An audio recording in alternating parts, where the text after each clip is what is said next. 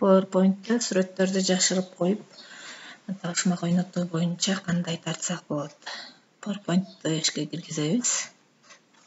Биринчи бетине кааласаңыздар тема койсоңуздар болот. Экинчи бетинен баштап, экинчи слайдтан баштап ошол сүрөттү катуу боюнча кетебиз. Дизайн беребиз.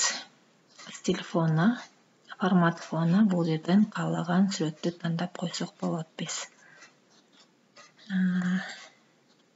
Мисалы үчүн бул жерден бир кичинекей бир фон тандап коелу дагы.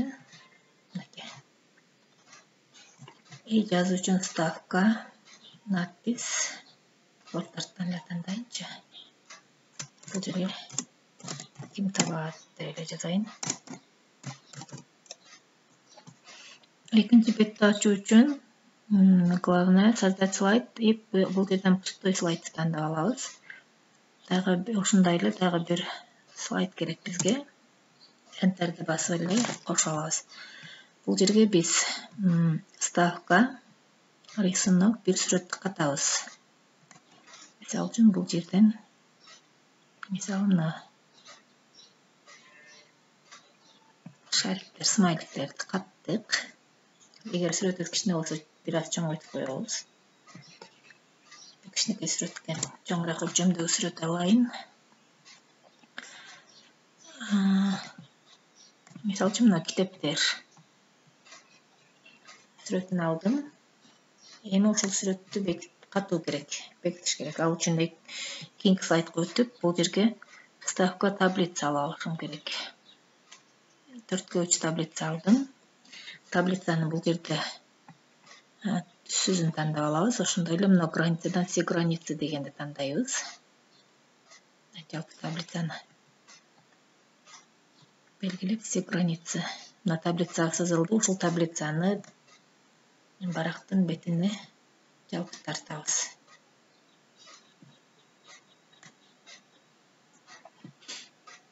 Ушундай тартылгандан кийин мына бир эле клетканы биз бир тик бурчтукту боеп алышыбыз керек. Ал үчүн главная, бул жерден фигура.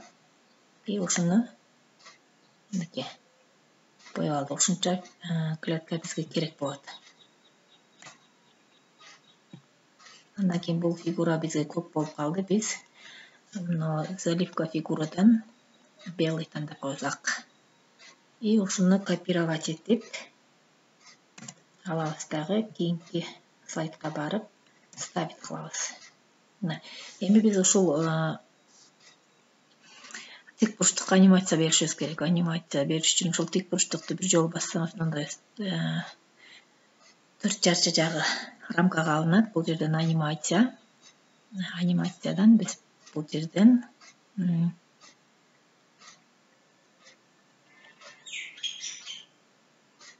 высветание деген тандайбыз. Андан кийин область анимации. Бул жерден параметр эффектов. Бул жерден время деген тандайбыз. Башка жерине тийбей, переключатели, начать эффект при щелчке, рисунок эмес, прямоугольник дегенди басып, окейди басып коебуз.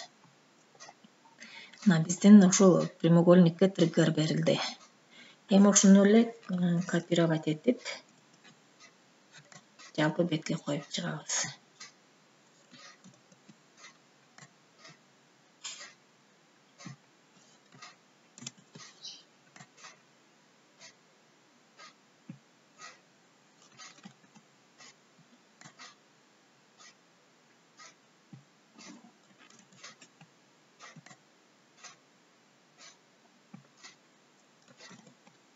Жалпы сүрөттүн бетин ушинтип жаап чыгабыз. Бул ар бир клетка басылган сайын бирден гана өзү ошол клетка өчөт.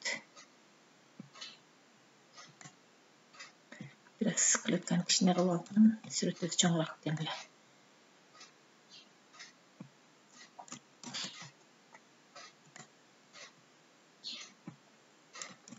Бул жерде сүрөттөн кичинекей бурч көрүнүп калды. Мынакей. Эми мына 3-чү слайдты өчүрүп кое беребиз.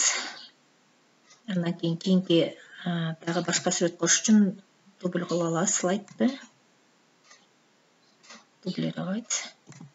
Бизге канча сүрөт ката турган болсок, ошончо слайд керек болот. Биз экинчи койгонбуз, үчүнчү слайдта жанакы эле сүрөт бар да ичинде китеп. Алмаштырыш үчүн бир клетканы алып, бул жерден басып, муштун оң жагын басып, изменить рисунок. Анан бул жактан башка бир сүрөттү тандап коебуз.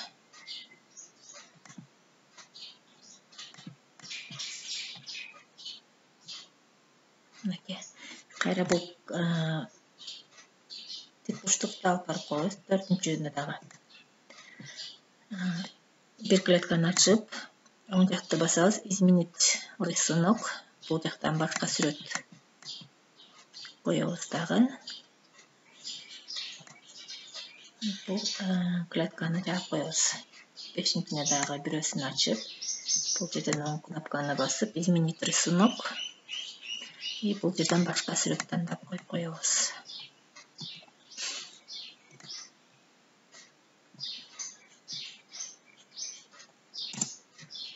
Ошентип балдарга тапшырма берсеңиздер кызыктуу болот.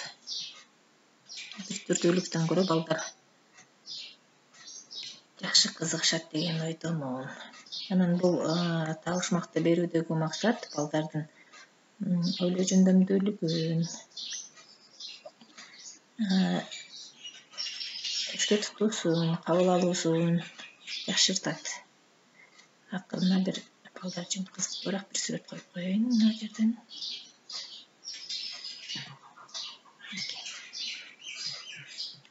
И слайдыбызды көрөлү. Окшоп турбу. Кимбаттабат оюну.